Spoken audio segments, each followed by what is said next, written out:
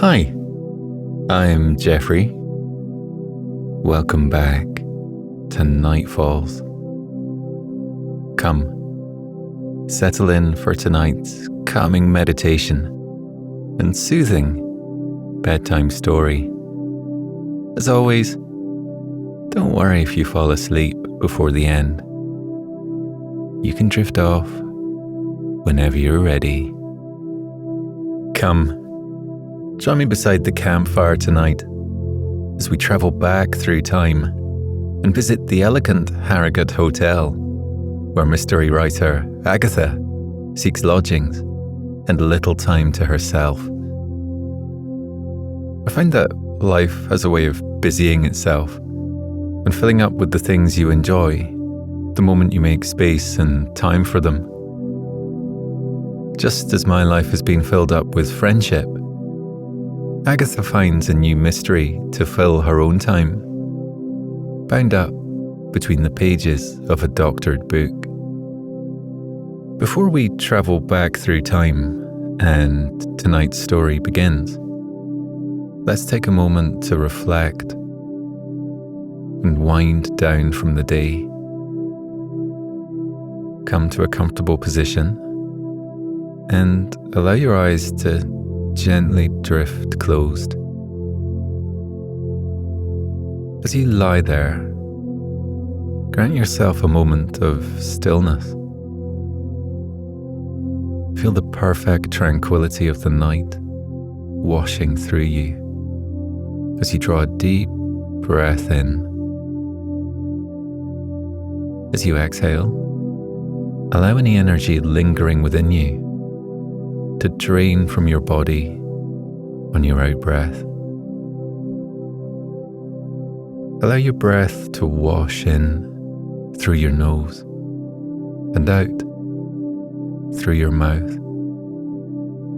Each cycle of it drawing you deeper and deeper into a state of relaxation. Breath by breath, your mind is beginning to clear, just enough for you to check in with yourself. Take a moment to consider how you're feeling this evening. Know that there is truly no right or wrong way to feel.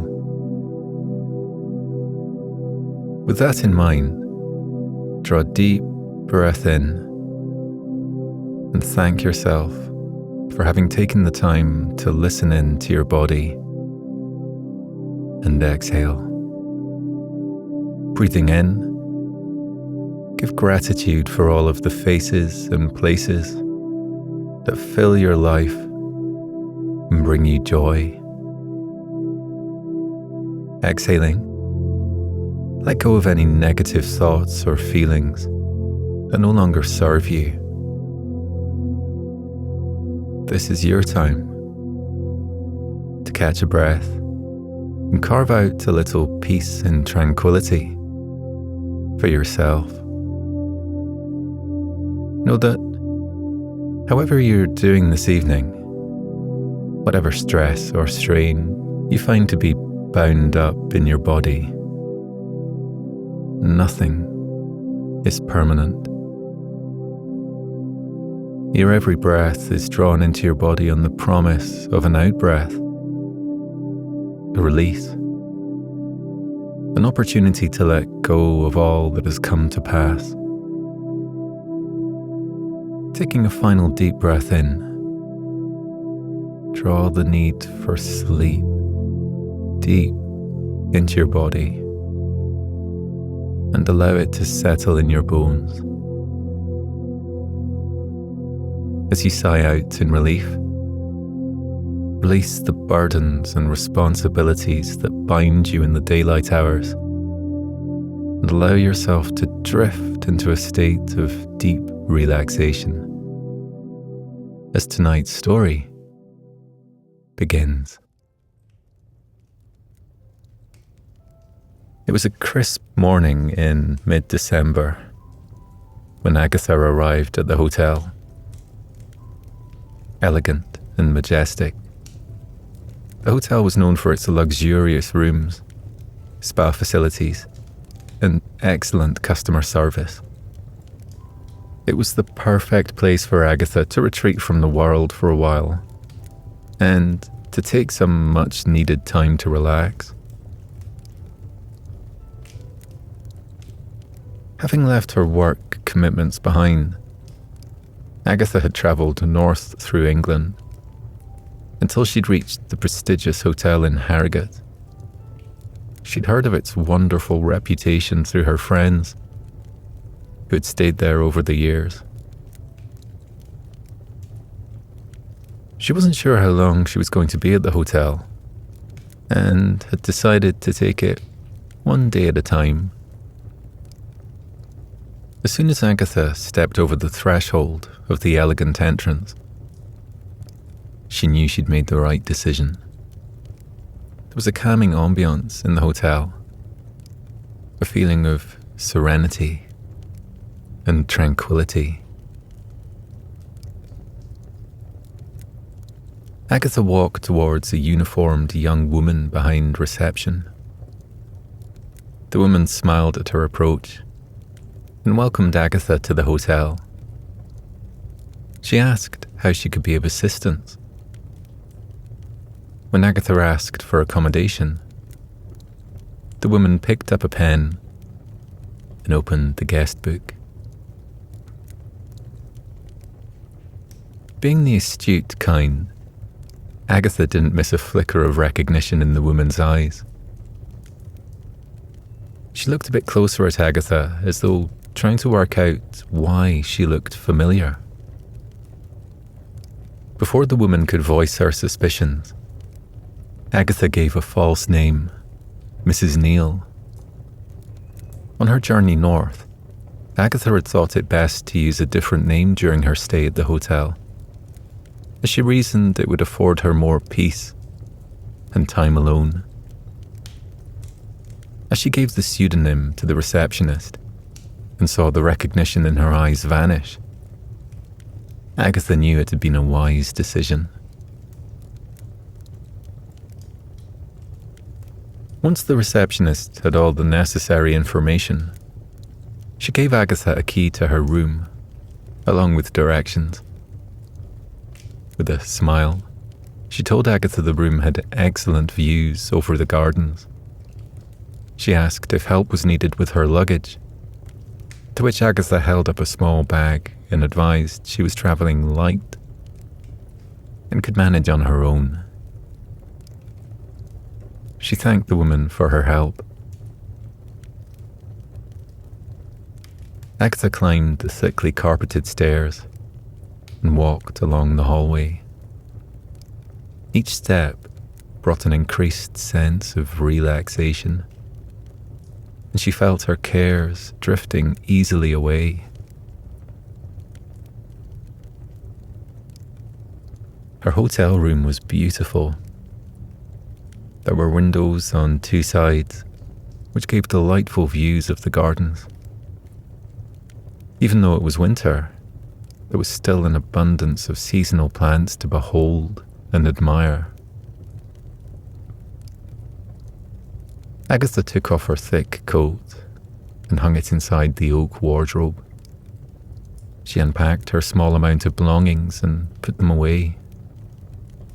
Once that was done, she settled down in a comfy armchair next to the window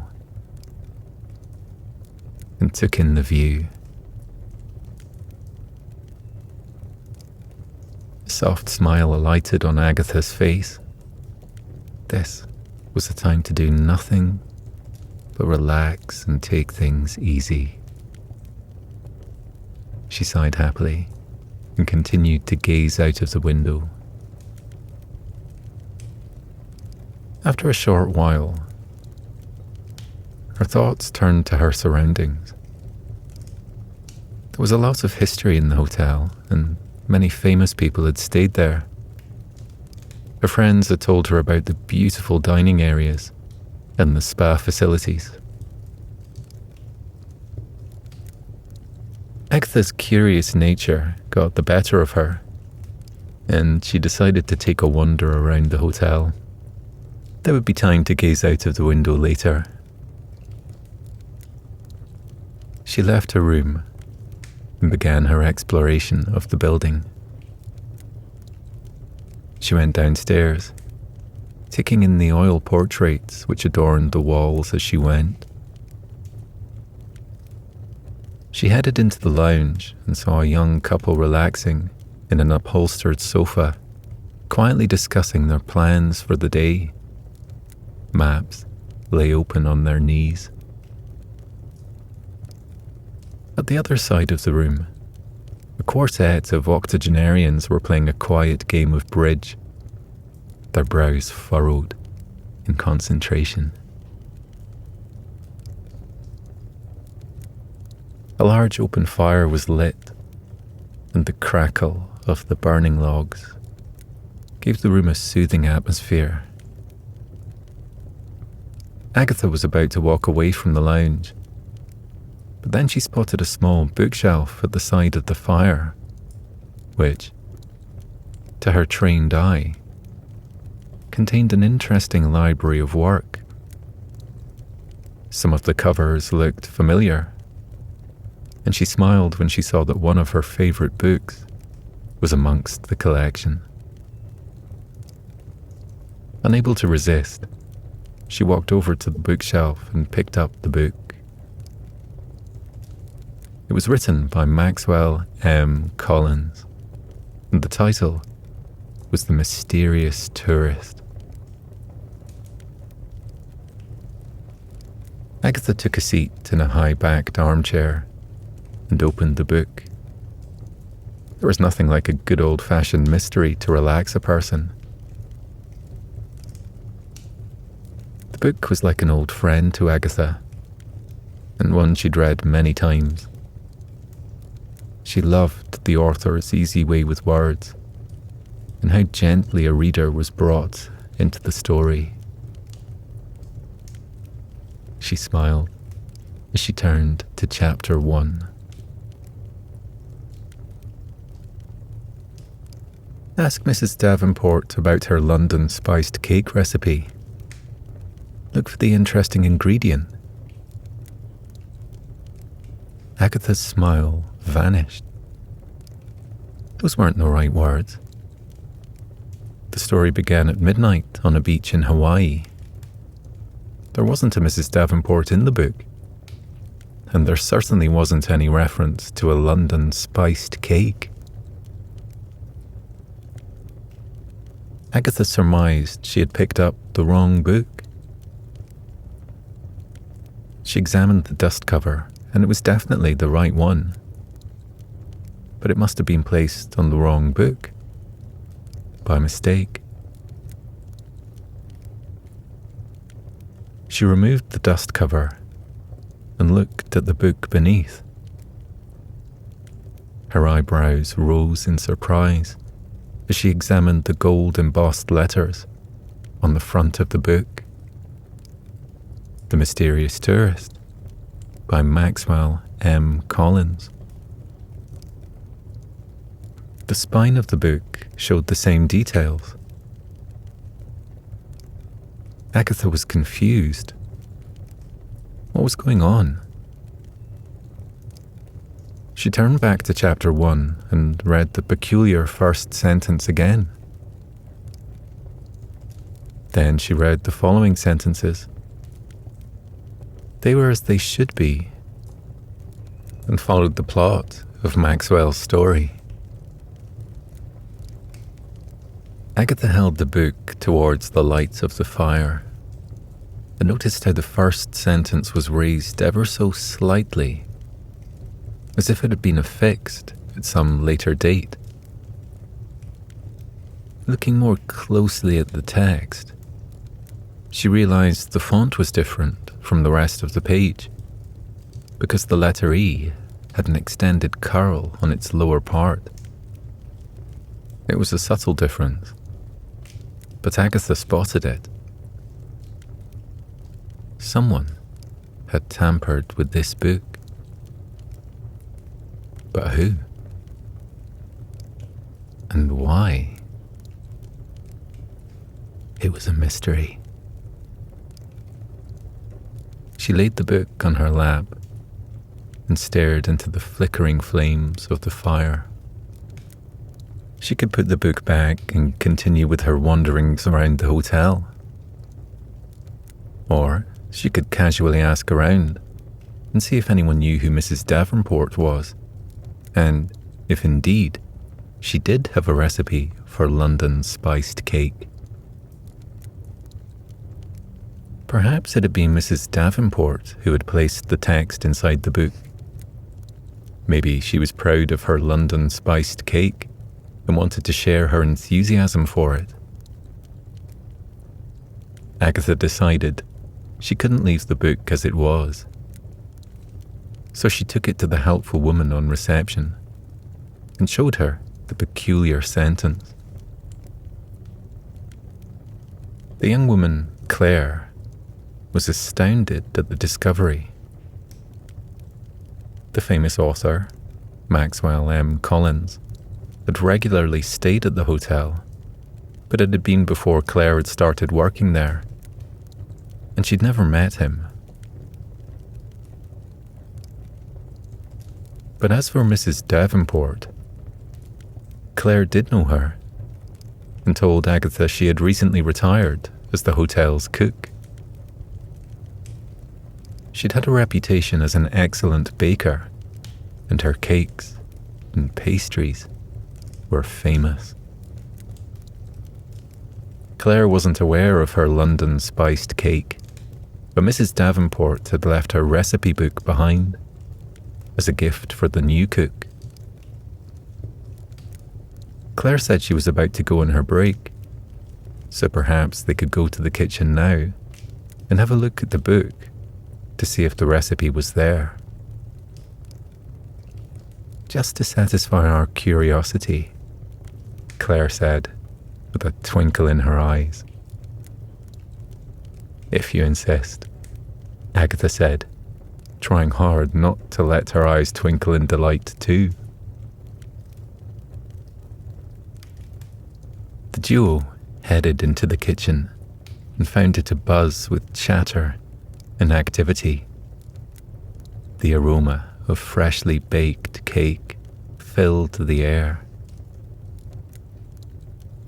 Claire took Agatha over to a smiling woman who was wearing a long apron that was lightly dusted with flour and icing sugar. She was called Beryl and had replaced Mrs. Davenport as the hotel's cook. Claire introduced Agatha to Beryl and then explained the mystery of the book to the cook and asked if Mrs. Davenport had mentioned anything about it before she'd left. Agatha was holding the book and opened it to show Beryl the peculiar sentence. The cook broke into jolly laughter. Well, I never. I've known Mrs. Davenport for years, and I can't imagine she had anything to do with that. Let me have a look at that recipe book of hers. She wiped her hands on a tea towel and reached towards a shelf behind her. She picked up a thick book which had curly handwriting on the front. Beryl flicked through it until she came to the page she was looking for. She ran her finger down the list of ingredients, nodding as she did so. When she got to the last ingredient, her nod was replaced by a slow shake of her head. This can't be right. It doesn't belong there at all. Why would she put that in her recipe? I've only made this cake once, but I would have remembered adding such a peculiar herb. And why she typed it when the rest was handwritten?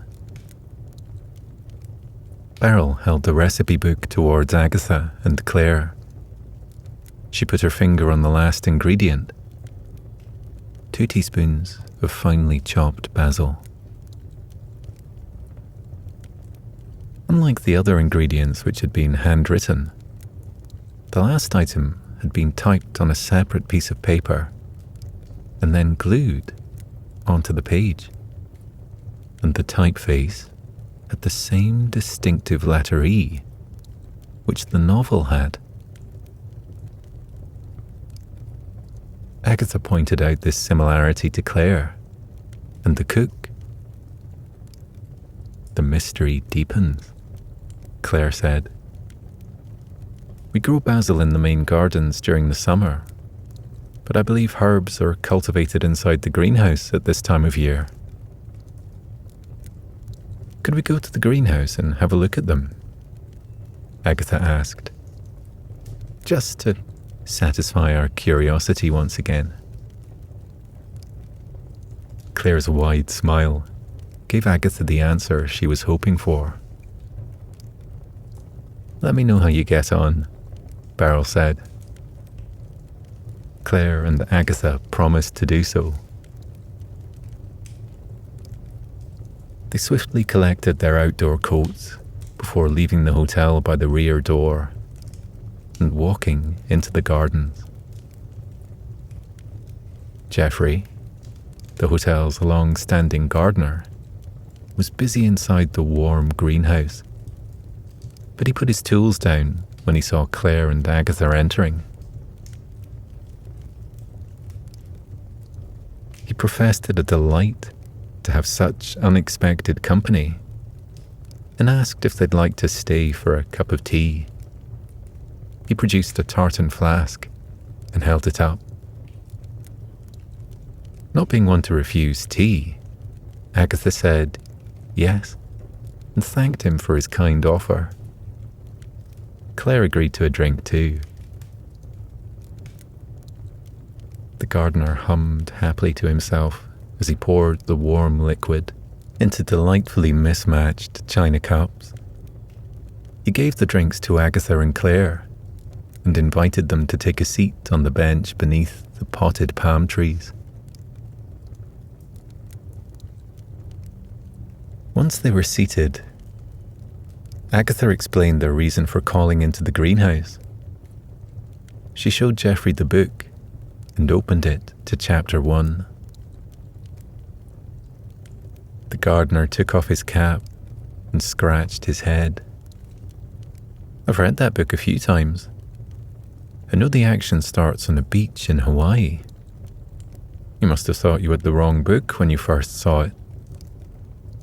"I did," Agatha confirmed. She told him about Mrs. Davenport's recipe and the typed addition of 2 teaspoons of finely chopped basil. She then asked if he was growing any at the moment, and if so, could they see it, please? "I started growing some last month, and you can certainly have a look at them. Stay there, and I'll bring my pots over."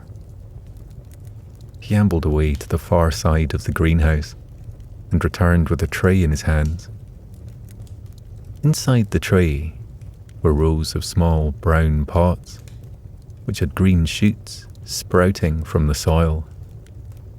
Each pot had a handwritten label inserted into it, which confirmed the seedlings were basil. But one pot had a different marker, one which was typed, but not handwritten. Agatha noticed it immediately and pointed it out to the others. The gardener smiled. "Well spotted. That label appeared outside in the middle of a patch of basil one day. It must have been about 10 years ago when it turned up. I don't know who made it or who put it there, but it withstands all weathers and never fades. So I've kept it, and I use it every year. There must be a layer of hard-wearing lacquer on it." Agatha asked if she could take a closer look at the label. Geoffrey put the tray down on the table and plucked the typed label from the pot. He pulled a clean handkerchief from his top pocket and wiped the soil from it before handing the marker to Agatha. She carefully ran her finger around the smooth label. Yes, it was definitely coated in something to protect it from the elements. Noticing something, she asked if she could look at one of the other markers too. The gardener picked up the nearest one and gave it a quick clean before handing it over. Agatha held them both up to the light and proclaimed the one with the typed words was double the thickness of the other, and it actually looked like it was two markers fixed together. When Claire asked why a person would do that, Agatha said it was possible something was hidden within the two markers, but they would only know that for certain if they separated them. Agatha cast a look at Geoffrey and slightly raised one eyebrow in question.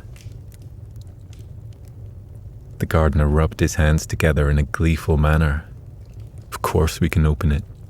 I love a good mystery, and if there's something fixed between the markers, we have to see it. I have just the tools to prise these apart, and if I'm careful, I won't cause any damage and can put them back together. Agatha and Claire sat back on the bench with the warm cups of tea cradled in their hands. They watched the gardener skillfully prise the markers apart, and true to his word, he didn't cause any damage to them. When the markers came away from each other, a small, folded piece of paper fluttered free. The gardener picked it up and gave it to Agatha. "You read it, miss." Agatha carefully unfolded the paper and saw a typed message there. There was a distinctive curl on the letter E. "Go to the room with 2 windows and find the hidden drawer." The gardener scratched his head again. "There's more than one room with 2 windows. How are you supposed to find the right one?" Agatha turned to Claire and asked if there was a room a certain Maxwell M. Collins had stayed in when he visited the hotel. Claire smiled. "He did, and from what I've heard, he insisted on staying in the same one every time he came here. It's the room you are in." Agatha's smile was as broad as Claire's. "Then we must go there immediately, if you have time." Claire confirmed she did have time. Agatha thanked Geoffrey for his help and promised to return if they found anything. Geoffrey gave her a studied look and asked if they'd met him before. She looked familiar to him. Agatha smiled and said they hadn't met before, and she just had one of those faces. With Claire at her side, Agatha returned to her hotel room. Thanks to the nature of her work, Agatha knew where many secret drawers could be located, and it didn't take long for her to discover a false floor in the bottom of the wardrobe. Using a nail file, she opened it and was astonished to find a pile of papers which were bound in brown string. She carefully lifted the papers from the concealed drawer and put them on a table. She stared at them in silence. Claire asked Agatha what she'd found. "A manuscript," Agatha looked at the top page and read the typed words. It's a story written by Maxwell M. Collins. It isn't a story I've heard of before, so I'm assuming it's a new one. If he was last here 10 years ago, he must have left it here then. She shook her head in disbelief. Agatha noticed a card sticking out from behind the first page. She picked it up and read the handwritten words. To whomever it concerns, congratulations. You have found my hidden manuscript. I'm impressed by your powers of deduction, and I sincerely hope you enjoyed the challenge I unwittingly set you. As my reward, you will be the first person to read my unpublished story. And if you so desire, you can share it with your friends. Once you've done that, and if it's not too much of an imposition, could you send it on to my publisher? I've included their address along with some postage stamps. You have my heartfelt thanks. My warmest wishes to you, Maxwell M. Collins. Agatha and Claire looked at each other and broke into huge smiles. Claire glanced at her watch and said she must be getting back to work. She thanked Agatha for such a delightful interlude and said if Agatha happened upon any more puzzles during her stay, she must let Claire know. As Claire left the room, a glimmer of recognition alighted in her eyes again. Her tone was warm as she said, "Enjoy your stay here, Mrs. Neal." It was a few hours later when Agatha finally got the chance to read Maxwell's story. She returned to the lounge where the mystery had begun and snuggled down in the high-backed armchair, feeling the gentle warmth of the fire on her face. She gazed out of the window and noticed the sun was dipping below the horizon. A handful of stars were visible in the sky, and the crescent moon peeped out from behind a cloud. The world looked especially enchanting. The fire crackled, and the flickering flames danced over the coals. Lamps cast soft glows around the cozy room. Agatha placed her hand on the manuscript and savoured the precious moments of the mystery within which was yet to unfold. She turned to chapter 1 and began to read. A feeling of peaceful tranquility flowed through her.